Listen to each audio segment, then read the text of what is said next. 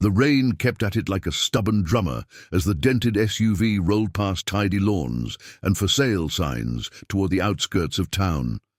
Streetlights blinked awake in a staggered line. Wet asphalt returned every color twice. A woman in her late 40s gripped the wheel, hair tucked into a thrift store hoodie, wedding ring hidden in her pocket like a coin she no longer trusted. A yellow Labrador rode shotgun, chin set on the console, eyes steady enough to qualify as ballast. But before we go on, we'd love to know, where are you listening from? Follow our channel so you don't miss a single story. We're here to share emotional, dramatic tales, but also to brighten your day and remind you that there is always hope. I kept one thing, she told the dog, tapping the brittle deed on the passenger seat. One thing they didn't swallow. 131 Pine Hollow Road. Maggie's tail thumped. She had that calm, civil faith of a dog who'd watch a life sink and still believe in shore. "Good girl," Evelyn murmured, voice frayed. "We're going to an old place that remembers my last name." Rain thickened into ropes as the subdivisions thinned into dark fields and copses. She passed a church sign that promised hope at 10 a.m. and a gas station where the lights buzzed as if they resented their job. The wipers worked with gritty determination. The heater offered breath more warm than hot. She kept driving because stopping felt like asking permission from something that had already said no. 2 months earlier, the company website had greeted the world with a gentle blue, Brooks and Wyatt, a clean serif. Photos where she smiled without showing teeth, the universal smile of people who make problems go away for a living. And then the emails had turned surgical. Investors used polite words that meant, "This is on you." The board asked for a statement. The lawyers asked for silence. The journalists asked for answers. And Mark, her husband with the fogless mirrors and perfect cufflinks, asked for space, then for time, then for a separate lease, and then went silent. She could still see. The last morning in the townhouse, espresso cooling on the counter, a rug rolled like a body, movers stepping around her grief with professional indifference. Mark had pressed her shoulder like a button and said, "It's not that I don't love you, it's that I can't love this." The door closed with that expensive hush high-end doors learn. She'd stood very still so rage wouldn't spill and dirty the white walls. That was the day she put the ring in her pocket with the receipt for the storage unit and the deed to Pine Hollow. Now the road narrowed, and the trees leaned in as if to smell the new person on it. A handmade sign warned, "Bridge 1 Lane." Evelyn eased over with the care of someone who has learned what it costs to be careless. Maggie pushed her nose into Evelyn's sleeve. The soft bump of her skull said, "I'm here without asking if that was enough." The farmhouse waited at the end of a gravel lane, sagging behind lilacs gone wild, one green shutter clapping like it was doing its best to applaud survival. The porch steps had a slope that made the house look like it was listening. The mailbox, tin, dented, stubborn, still read Brooks in letters that had once chosen dignity and now had no choice. Inside, dust leapt into the light. The room's air had the exhausted sweetness of old wood and mouse memories. A pot on the counter collected a slow, insulting drip. The wallpaper, once a cheerful parade of tiny blue tulips, had peeled away in long sighs.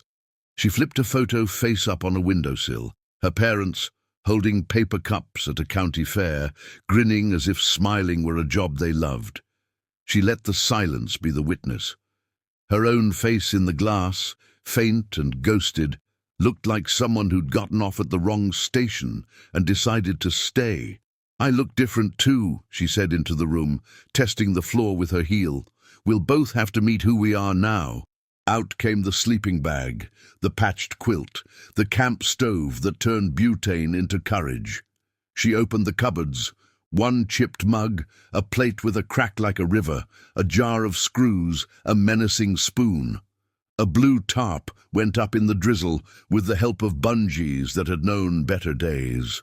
Coffee hissed and steamed, smelling like possibility with notes of pencil shavings. She set the spiral notebook on the table, bent corners, coffee ring from a previous era, and wrote with a pencil bitten at the eraser. 1. Fix one thing a day. 2. Cry only in the shower. 3. Feed the dog first. 4. Answer the hard calls. The phone found a single bar and then changed its mind. She texted a lie to 2 people who could handle it, made it to Pine Hollow. Cozy, will call when settled. She didn't text her sister. She didn't text anyone from the old office. She didn't text Mark. She didn't owe the world a live feed of her undoing and remake. Maggie toured the rooms, tail swaying like a metronome set to survive. She found the sunniest rectangle on the kitchen floor and arranged her bones until they made sense of the day. Evelyn opened the fridge and closed it again. Its breath smelled like a story she didn't need to read. She boiled pasta in a camping pot, put olive oil and salt on it, ate slowly from the chipped plate. The first bite felt like a fact. Thunder grumbled with the low authority of a judge. She walked the perimeter with a flashlight, noticing what needed immediate attention and what had obviously decided to wait for years. The back door stuck at the top because the house had settled into its grief. She jimmied it open anyway, stepped into a yard that had lost track of where it ended and the field began. Off to the left, a collapsed barn looked like a creature sleeping off a fight. At the edge of the porch, under the eave where the drip couldn't reach, she let herself cry. Not the heaving unraveling of a person who wants an audience, but the quiet leak of a roof that has finally admitted it's not okay. Maggie pressed into her thigh. The dog's warm smell, grass, and the ghost of biscuits brought her back to earth. "I kept one thing," she told the night again. "Let's see if it keeps me." Sleep crept in offers. She took the first one that didn't ask for explanations. Morning arrived with a courteous brightness, as if the sun had read the room. Birds argued about jurisdiction. The coffee was less bitter than yesterday's courage. She made a plan that started with "find where the water gets in" and ended with "don't let shame make decisions." She liked the way ink looked when it transformed a vague wish into a numbered list. By noon, the wind shifted, caught the tarp, and yanked hard enough to make the nails complain. She scrambled for the ladder, muttering under her breath, tugged the tarp back like a stubborn curtain. A pickup slowed at the mailbox. The man who stepped out wore flannel the color of damp pine and the unhurried gait of someone who trusts his balance. He carried a toolbox that had earned its dents. He took in the angle of the tarp, the mood of the roof, the posture of the woman on the ladder. "You're about one gust from that tarp joining the birds," he called. Smile tucked just left of center. "I've got bungee cords and blind optimism," she replied, pushing a knee against the rung. "Decent combo." He lifted the box. "Name's Luke. I do carpentry. I'm particular, but I'm fair. Want help before the ceiling decides to swim?" She studied him. Maggie had already made up her mind and was introducing herself to his boots.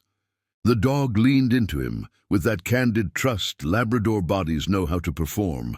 "If Maggie likes you, I'll risk it," she decided. 30 an hour and coffee. "If I fix it in 20 minutes, you still owe the hour." "Deal." They climbed. He showed her how to seat a shingle by the sound it made, how true wood answers differently than wood pretending. He pointed to the blackened oval where a slow leak had written its bad poem. He didn't narrate for the pleasure of hearing himself.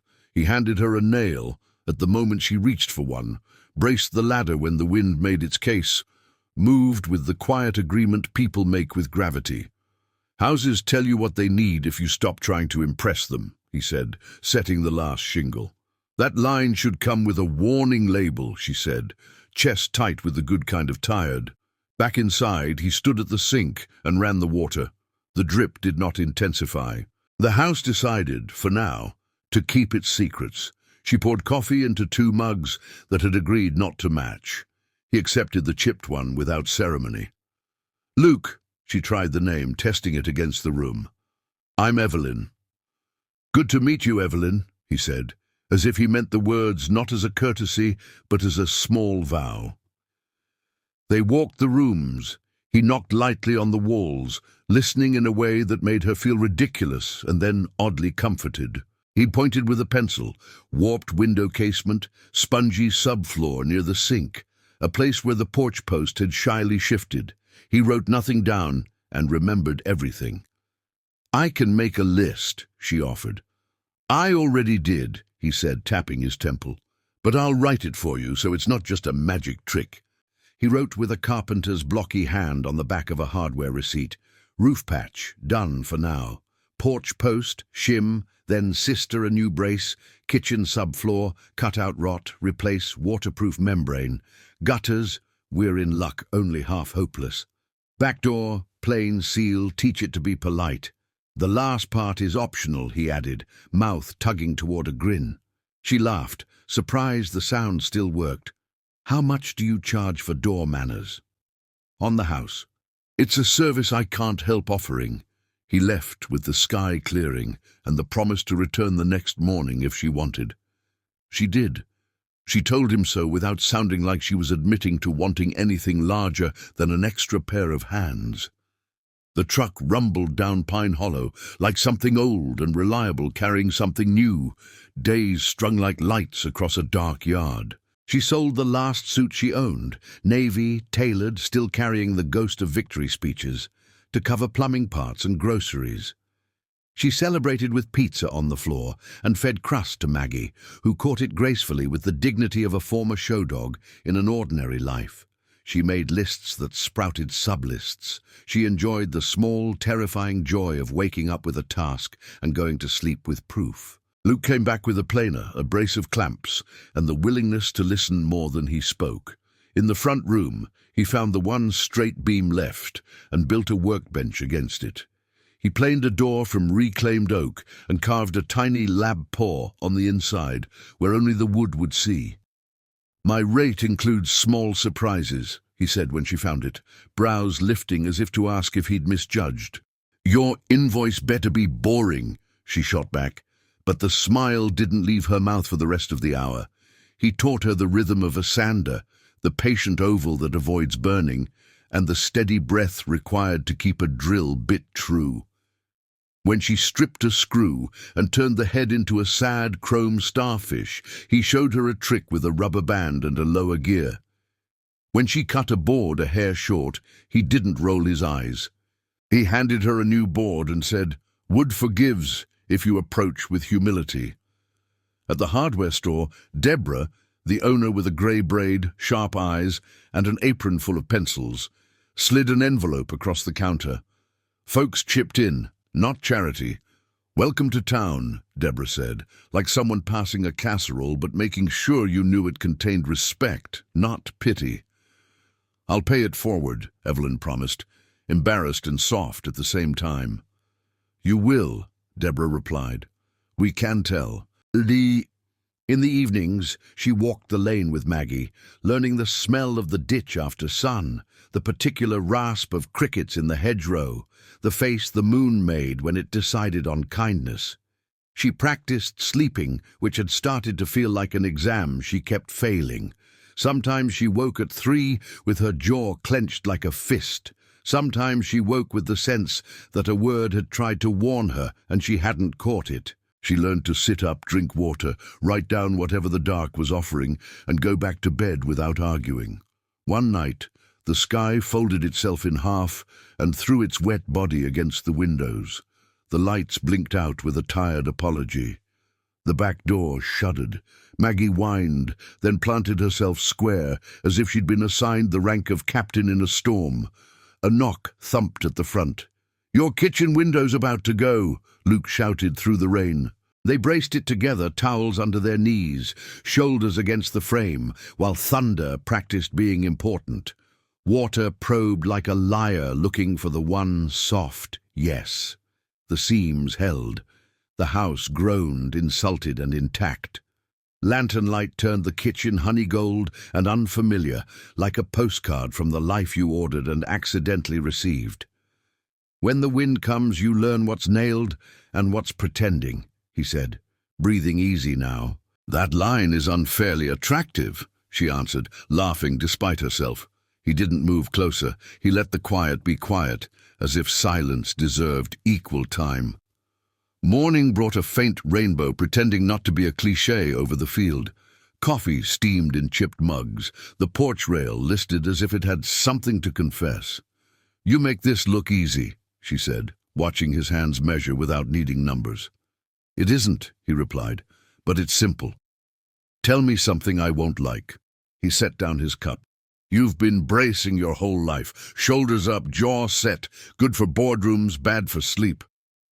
She took it like medicine. Burned going down, promised help later. "Noted."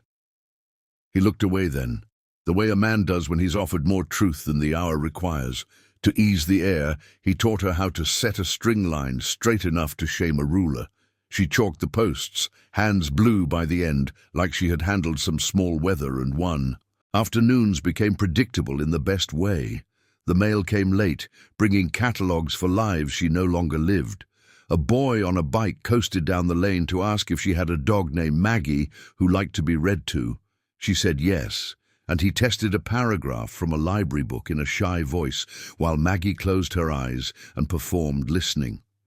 Luke kept working, a steady metronome. Measure, mark, cut, fit, sand, seal, stand back, squint, nod. One day he brought a piece of walnut, dark as the inside of old tea, and held it up to the pale wall. "This would make a good shelf," he offered. "What makes a good shelf?" she asked. "It makes room. It holds what matters without complaining," he said, tone light but not joking. She decided not to ask what he held and what he allowed the floor to keep. She suspected he had learned the hard way that not all weight wants to be carried. By the end of the first week, their sentences had found a rhythm that worked. Enough talk to be human, enough quiet to let work speak. He told her where to buy the cheaper screws that wouldn't betray her. She told him how coffee tastes best after the second hour of effort. He shared the trick of keeping a pencil behind the ear without losing it when you tilt your head. She confessed she'd been trying to do that casually since the first day and had lost 3 pencils to the floor. At night, she wrote in the notebook, not just lists, but evidence. The house didn't leak today. The door learned to be polite. Maggie barked at the right things. I cut straight once. On one page, she drew the room and labeled what would go where once she remembered her future. Chair here, lamp there, a place for reading that wasn't also a place for crying. On a Saturday, she drove to the farmer's market and bought a loaf of bread that tasted like 10 ingredients and time. A stranger touched her elbow and said, "You the one fixing the Brooks place?" Evelyn braced out of habit. There it was again, the aftertaste of reputation, then found the woman's face open and plain. "I suppose I am," Evelyn said. "Good," the woman answered. "A house hates being empty." She went home and carried the bread into a kitchen that had recently decided not to be a threat. Luke was fitting a brace to the porch post. The pencil behind his ear shot through with sawdust. He looked up without surprise, as if he had decided a while ago that she would return precisely at the moment she did. "Want a sandwich?" she asked. "As a concept, or with mustard?" he said. "With mustard," she replied, and he smiled with his eyes, which had lines that didn't look like defeat. They ate leaning against the counter like people who already knew the chairs were coming. He told a story about a barn in a different county that had tried to collapse onto his head and failed because he had ducked and learned about humility the quick way. She offered the story of a board meeting where someone used the word optics 5 times in one sentence, and she had gone home and cried into a bar napkin. They laughed at the part that was safe to laugh at and let the rest sit quietly like guests who weren't ready to mingle. That evening, after he left and the light softened in the way it does when a day forgives itself, she walked to the collapsed barn. Half the roof slouched like someone had leaned too long against it. Under a torn tarp, dust listed the months. Her hand found a cedar chest with the lid still honest enough to lift. Inside, a stack of letters tied with twine and a newspaper clipping, a younger version of Luke, in a suit, beside a headline about a major tech acquisition. The eyes were the same. The jaw. The date belonged to a life she hadn't known belonged to him, a name she had never heard him say. Her stomach dropped like a tool off a roof. "Evelyn?" His voice came from the doorway, boots quiet on the threshold. She held the clipping up like a mirror he couldn't refuse. "Who are you?" He looked, breathed, chose not to duck. "Lucas Whitman. My mother's last name is Carter. I use it. It fits who I am when I'm not that." "So you're a billionaire playing handyman?" The words splintered in her mouth. "I'm a carpenter who happens to have more money than sense," he said softly. "I didn't come to buy you a house. I came to help fix your door." "I can't tell if that's beautiful or manipulative." "Then don't decide today." He nodded toward the porch. "I'll finish the rail. After that, your call." He left without slamming a thing. Maggie looked from the clipping to the door and thumped her tail once, undecided. The air of the barn adjusted itself around the new fact, as if it had always contained it and had simply waited for her to notice. She took the letters and the clipping to the house and set them on the table without reading further. Then she opened the notebook and added a line. 5. Judge a person by what they repair, not what they own. She stared at the sentence until the period looked like an eye. The rain started again, a gentler rehearsal. Somewhere on the lane, a nightbird tried out a call and decided against it. She fed Maggie, washed the chipped plate, turned out the lantern, and lay awake in the dark, considering the difference between a man who shows up with a toolbox and a man who shows up with an apology. The house popped and sighed like an old storyteller, remembering where it left off. Sleep came late and eventually, with a hand on her hair, the old kind hand of necessary rest. Morning arrived with a clarity that made her squint, the kind of light that insists on honesty. Dew glazed the grass, and the air held that faint chill of seasons arguing at the border. Evelyn brewed coffee and fed Maggie, who thumped her tail at every clink of the spoon, as if confirming each action was correct. The letters still sat on the kitchen table. She hadn't opened them. She wasn't ready to meet the version of Luke who belonged to boardrooms and headlines. Instead, she cleaned. Sometimes that was easier than thinking. The act of putting one world in order while another remained a mess gave her the illusion of control. She swept, mopped, dusted what little could be dusted. And when the chores ran out, she mended an old curtain with a safety pin and hope. By mid-morning, she heard the distant hum of his truck. She didn't turn to look until Maggie barked, tail wagging. Luke parked, stepped out, and carried only a thermos and his hands, empty of excuses, full of calm. "I didn't come to talk about yesterday," he said, standing by the porch rail that still leaned slightly. "Good," she answered. "I'm not in the mood for definitions." He nodded once. "Then let's fix something." They worked without naming it. She fetched nails. He measured and planed. The air thickened with sawdust and a careful silence. Each hammer strike was a heartbeat, each pause a confession not yet spoken. At lunch, she set down the hammer. "You lied by omission," she said finally. "I did," he admitted. "Not proud of it, just tired of how people look at me once they know. I wanted to be someone who earns a sandwich again." She studied him, eyes steady. "You could have told me." "I wanted to," he said, voice low. "Then I didn't want to lose whatever this was before it had a name." Maggie pressed her nose against his leg, accepting him without committee vote. Evelyn sighed, the edge of her anger softening into fatigue. "Finish the porch," she said. "We'll see after that." He did. The new boards gleamed faintly, rain dark and strong. When he was done, he brushed the sawdust from his hands, nodded, and drove away without asking to stay. The next few days turned quieter but fuller. The town began to find her. A mailman with wind-chapped cheeks stopped by to hand-deliver a package. "Used to be your uncle's place," he said. "He gave me tomatoes once that could have won medals." A woman with twin toddlers appeared holding a basket of muffins. "My husband said you're fixing the Brooks house yourself," she said. "That's brave or foolish. Either way, we brought snacks." Evelyn smiled for the first time in days that felt honest. Maybe both. At the market, people greeted her by name. Pine Hollow was small enough that gossip travelled faster than weather, but here gossip had warmth. It built bridges instead of burning them. When Luke returned the following week, she didn't send him away. He came not in apology, but in rhythm. Another day, another task. They replaced the back steps, cut away rot, and found, beneath the grime, the faint blue paint her uncle had once chosen. "You think he picked it for luck or stubbornness?" she asked. "Both, probably," Luke replied. "The best color choices are always a little of each." By now she knew his silences. Some were thinking silences. Others were survival.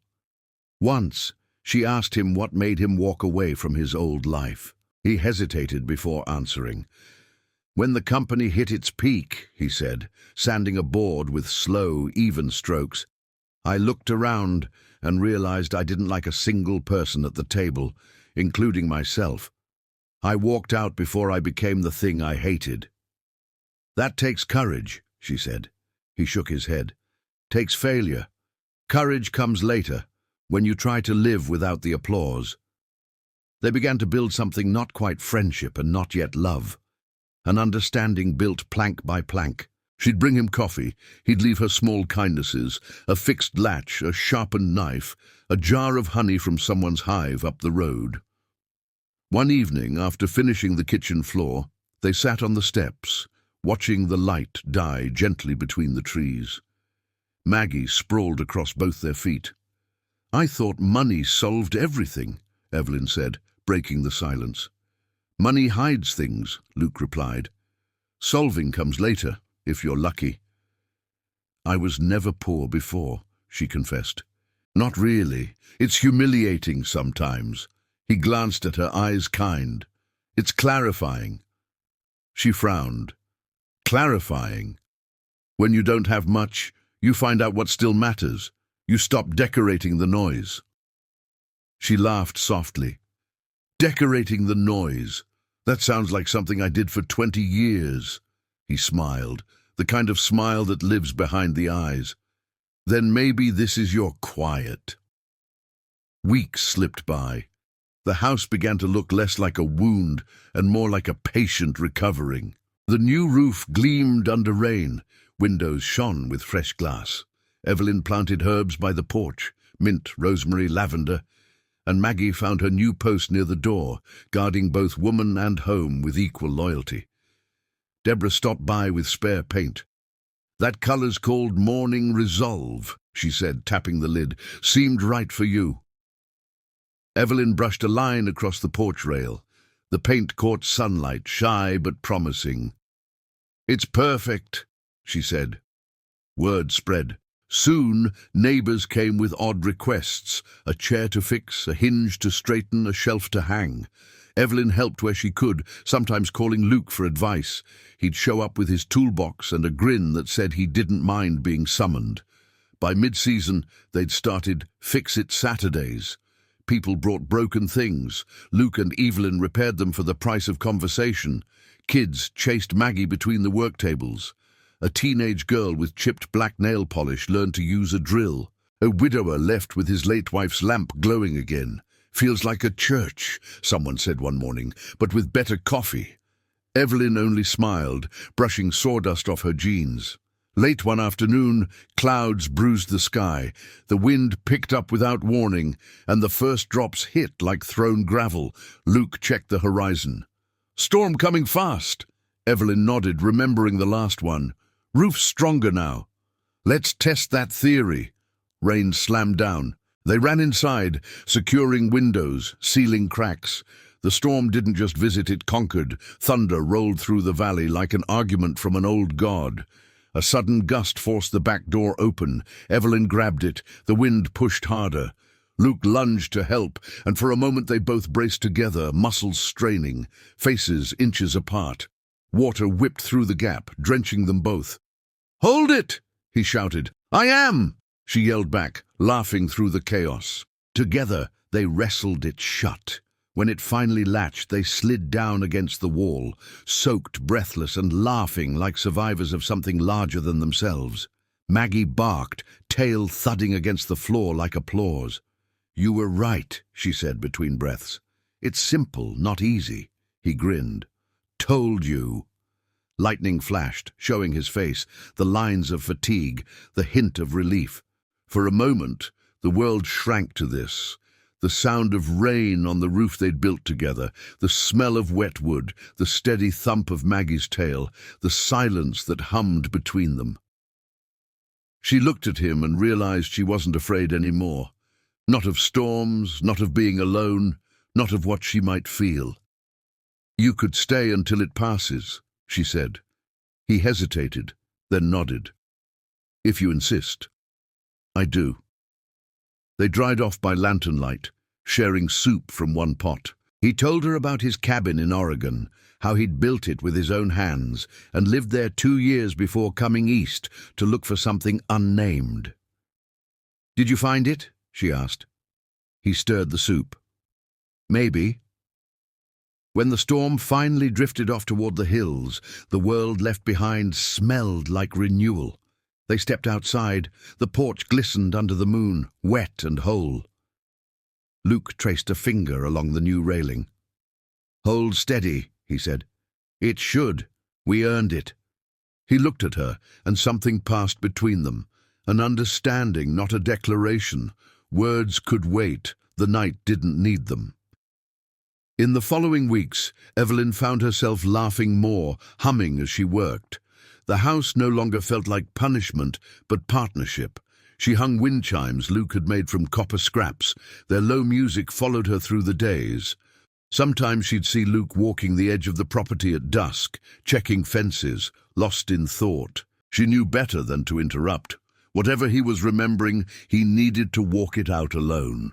One evening, she found him sitting on the tailgate of his truck, watching the sunset fade. "Penny for your thoughts?" she asked, approaching quietly. "Overpriced," he said with a faint smile. "They're mostly regrets, sold in bulk." "About lying?" "About running," he admitted. "I thought leaving would make me free. Turns out, it just made me empty." "You built your way back," she said softly. He looked at her. "Maybe we both did." Summer came with the kind of heat that forces people to slow down. The Fix-It Saturdays became a ritual. Children brought toys, farmers brought tools. Evelyn noticed that people didn't just come to repair things, they came to remember how to help. One morning, she found a bouquet of wildflowers on her porch, tied with twine. No note, she didn't need one. Luke arrived later with his usual toolbox. "Someone's courting you," he teased. She arched a brow. "Strange coincidence. Flowers that looked like they were cut with a carpenter's knife." He chuckled. "Must have been a handy admirer." "Must have been." Their laughter settled into something warmer than teasing, quieter than confession. Weeks later, a familiar car appeared at the end of the lane, a sleek black sedan that didn't belong to this road. Dust rose behind it, the kind of dust that spells disruption. It was Mark. Evelyn froze. Maggie barked once, low and certain. Luke set down his hammer slowly, eyes unreadable. Mark stepped out wearing expensive regret like a tailored coat. "Evelyn," he called, "you look different." She crossed her arms. "That tends to happen when life catches fire." "I made a mistake," he said. "I panicked. Everything fell apart and you ran," she finished. He nodded, playing contrite. "You know me. I can fix things. We can start over. I still have connections. You don't have to live like this." She almost laughed. "Like what? Alive? Capable? Happy?" "This isn't you," he said, glancing at the hammer in her hand. "It's exactly me," she replied. "You just never stuck around long enough to meet her." Luke said nothing. He simply wiped his hands on a rag and turned to give her space, an act of quiet respect. Mark looked from one to the other, realization dawning. "Is this what this is? You and—" Evelyn cut him off. "Don't finish that sentence. You forfeited your right to define my life when you left." Mark's jaw tightened. "You'll regret this." "No," she said. "I regret ever thinking love was something you earned with money." He hesitated, waiting for her to soften. She didn't. Finally, he turned, muttered something to himself, and left. The silence afterward wasn't empty. It was victory. Luke met her eyes. "You okay?" She nodded. Better than okay. That night, she stood on the porch alone, listening to crickets. The world had changed in quiet ways. A woman had reclaimed her name, a house had relearned its strength, and a heart had stopped apologizing for wanting peace. Inside, Maggie snored softly. Evelyn wrote in her notebook, 6. Some things are lost so better ones can find you. 7. Don't chase what left willingly. She looked around at the walls she'd mended, the floor she'd sanded, the door that closed with confidence, and whispered, "Thank you." Whether she meant the house, the dog, or the man, even she didn't know. The days after Mark's visit passed like pages being carefully turned. The air seemed lighter. Even the birds sounded closer somehow. For the first time in a long while, Evelyn woke without a sense of debt to the day. The house no longer creaked with loneliness. It sighed like something alive, content to be useful again. Luke came by that morning with coffee and a quiet smile. "I saw the car leaving yesterday," he said. "Didn't want to interrupt." "You didn't," she replied, sipping. "It was the past leaving. It doesn't need company." He studied her face for a moment, as though memorizing the peace there. "You're different," he said softly. "Maybe I'm just visible now," she answered. They stood on the porch together, watching Maggie chase a butterfly in clumsy joy. That weekend's Fix-It Saturday was busier than ever, the lane filled with cars and laughter. Deborah arrived with cookies and bossy advice. The widower from the first week brought a basket of tomatoes. The teenage girl, Sadie, wore a borrowed apron and her first real smile in months. Evelyn hammered, laughed, handed out lemonade, and for a moment forgot everything but the music of life mending itself. Luke leaned on a post, watching her work. "You've started something here," he said. "We started it," she corrected. He tilted his head. "I think the house started it. We just followed instructions." And as the afternoon faded, a small band began to play near the barn, an impromptu gathering of local musicians. Neighbors danced barefoot on the grass, children wove through legs, chasing fireflies. The smell of sawdust mixed with the sweetness of apple pie. When the last nail was driven, Luke handed Evelyn a glass of lemonade. "To Pine Hollow," he said. She lifted her glass. "To second chances." They drank, and the light between them shifted, soft, undeniable, like a door gently opening. Summer leaned into autumn. The leaves changed with the confidence of old performers hitting their mark. Evelyn's herb garden flourished. She dried lavender bundles and hung them from the rafters. Luke spent more time there now. Some days he worked in silence. Other days he stayed for supper, telling stories about the places he'd been. He had seen cities that sparkled and broke hearts, mountains that made promises, and people who mistook applause for love. "You ever miss it?" she asked once. "Sometimes," he admitted. "Mostly the challenge, not the noise." "What replaced it?" "This," he said simply, gesturing at the house, the valley, her. She didn't answer. She didn't have to. On a crisp September morning, Luke found Maggie sitting by the barn, head tilted at something buried in the weeds. Together, they uncovered an old wooden sign, weathered and cracked, but legible. Brooks Farm, Eston 1962. He cleaned it, sanded the edges, and carried it to Evelyn. "This should go back up," he said. She traced the faded letters. "My father made this. Then it belongs here." They hung it above the porch. The name caught the afternoon light and glowed faintly, proud again. When the last screw was in, she looked at him and said, "I think it's time you stopped hiding your real name." He met her gaze. "Lucas Whitman." "Yes." He smiled faintly. "That man died in a boardroom." "Then resurrect him somewhere better," she said. "The world could use a builder who remembers what wood feels like." He nodded. "Maybe I will, but I'd rather start right here." In late autumn, the community decided to host a harvest dinner. Tables stretched down the main street, fairy lights draped between poles. Every family brought a dish. Evelyn made her mother's chicken pot pie, the crust uneven but honest. Before dinner, Deborah clinked a spoon against a glass. "We've been waiting years for someone to breathe life back into Pine Hollow," she said, "and now we have a place where things get fixed, and not just furniture." She raised her glass toward Evelyn and Luke. "To the house that stayed." Applause rippled through the crowd. Evelyn blushed, looking down. Luke squeezed her hand under the table. After the meal, a slow song started. Couples danced in the street. Evelyn hesitated. Luke stood, offered his hand. "I don't dance," she said. "Good," he replied. "Neither do I. Less pressure." They swayed under strings of lights, awkward at first, then easier. Her head found his shoulder naturally. His hand at her back felt steady, certain. "Evelyn," he whispered, "I meant what I said the first day.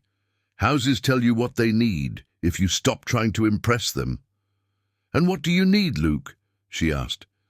He thought a long moment. "A reason to stay still." The music faded, but they didn't let go. The next morning brought fog, the kind that softens edges and makes the world tender. Evelyn found Luke already outside, loading his truck. Her stomach clenched. "Going somewhere?" she asked. "Westfield," he said. "I've been offered a commission, a community center. Thought I'd at least look at it." "Oh," she tried to sound casual. Failed. "That's wonderful." He noticed the shift in her voice. "It's just a few days. I'll be back." "Don't promise things you can't keep," she said quietly. He stepped closer. "I'm not promising distance, just time." She nodded, forcing a smile. "Go build something good." He left. The road swallowed his truck, and the sound of the engine faded into a silence that felt too wide. The days stretched thin. She kept busy, repairs, letters, coffee with Deborah, but her eyes always flicked to the road. Even Maggie seemed restless, pacing by the gate at sunset. Then, 1 week later, a letter arrived. Handwritten, thick paper, no return address. She opened it slowly. "Evelyn, I took the commission, but every board I touch, I think of this porch. Every door I hang, I hear your voice teaching patience. You asked what I needed. I think it's a place that makes me honest. I'll finish what I started here, if you'll let me." Luke's tears blurred the words. She folded the letter, pressed it against her heart, and whispered, "You already did." Winter crept in. Snow dusted the valley, gentle as forgiveness. Evelyn kept the house warm with wood Luke had stacked before leaving. The air smelled of pine and cinnamon. One morning, she woke to the sound of tires on gravel. Maggie barked once, hopeful. Evelyn pulled on her coat and stepped onto the porch. The truck stood there, dusted with frost. Luke climbed out, a new scar on his hand, the same calm in his eyes. "Project finished early," he said, smiling. "They wanted me to stay. I didn't." She met him halfway down the path. "Why not?" "Because every board I nailed there made me miss this one."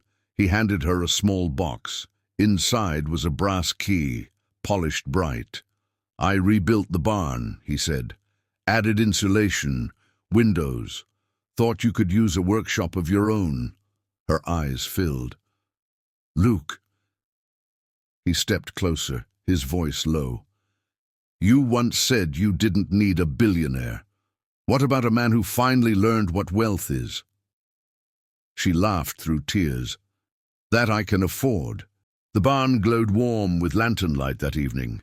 Together they set up benches, tools, and an old wood stove that hummed contentedly. Snow fell outside, soft and slow. Evelyn touched his arm. "Stay for dinner," he smiled. "I was hoping you'd ask." Over stew and cornbread they talked about plans, more fix-it Saturdays, maybe a class for the kids. "Teach them what repair really means," she said. "Exactly," he agreed. "How to make things better instead of new." And when the dishes were done, she turned to him. "You could have any life you wanted. Why this one?" He thought for a long time. "Because this one makes sense, and you make it beautiful." He reached for her hand, tentative but sure. She didn't pull away. That winter became legend in Pine Hollow, the year the lights never seemed to go out, the year laughter stayed. The house that stayed became more than a name. It was a promise. People came not just to fix their things, but to remember how to belong. Evelyn and Luke built more than furniture. They built a rhythm. Mornings of sawdust and coffee, evenings of soup and conversation, nights of quiet shared without fear. Maggie aged gracefully, still chasing rabbits in her dreams. One evening, as snow drifted under the moonlight, Luke found Evelyn standing by the window, gazing out at the valley. "What are you thinking?" he asked. "That I never imagined losing everything would be the best thing that ever happened to me." He stepped behind her, wrapping his arms around her waist. "Sometimes you have to be stripped down to see what's worth keeping." She leaned into him. "You sound like one of your porch rail sermons again." "Maybe," he whispered, "but it's true." In the spring, the community gathered again, this time to celebrate the official reopening of the house that stayed. A new sign, carved from walnut, hung by the door. "We fix what's worth keeping." Children painted the steps, musicians played. Deborah cried twice. Evelyn stood beside Luke, hand in his, eyes full. "Looks like we did it," he said. "No," she corrected gently. "We're still doing it, that's the point." As the sun dipped below the hills, golden light spilled across the porch, turning the wood into amber. The air was thick with laughter and the smell of bread baking somewhere nearby. Luke turned to her. "You know, I once thought love was about grand gestures, houses on hills, companies with my name on the door." "And now?" she asked. "Now I think it's this," he said, glancing around. "A warm house, a steady heart, a place that forgives you for arriving late." She smiled. "Then you're right on time." He kissed her, slowly, softly, like a craftsman testing a perfect fit. Maggie barked once, approving. That night, after everyone left, Evelyn walked through the quiet house. The floors gleamed, the walls whispered, the windows reflected stars. She stopped by the front door, the oak one they'd hung together. Her fingers traced the grain, the small carved paw print Luke had hidden inside. She whispered to the house, "Thank you for staying." Outside, Luke stacked the last of the chairs, looked up at the glowing windows, and felt something settle in him that he hadn't known was restless. Home. Years later, people still told the story, about the woman who lost everything and found herself in a house that refused to give up, about the man who could have owned the world but chose to fix a single porch instead, about how sometimes the richest hearts live in the quietest valleys, and every Saturday the sign by the road still read, "Open, we fix what's worth keeping." Inside, laughter mixed with the scent of wood and coffee. A woman and a man worked side by side, no longer broken, no longer afraid. The house, the one that stayed, stood strong against the wind, and for anyone passing by it seemed to whisper, "You can start again. You just have to stay." Thank you for joining us on this journey filled with dignity, memory, and rebirth. If this story made you believe, even for just a moment, we invite you to stay with us. There are still so many stories to tell, stories that touch the soul, make us think, and remind us that a second chance is always possible. Don't forget to subscribe to the channel and leave a like to support this space that every week brings you heartfelt stories. Your support means the world to us. Until next time, stay kind, stay strong, and never stop believing.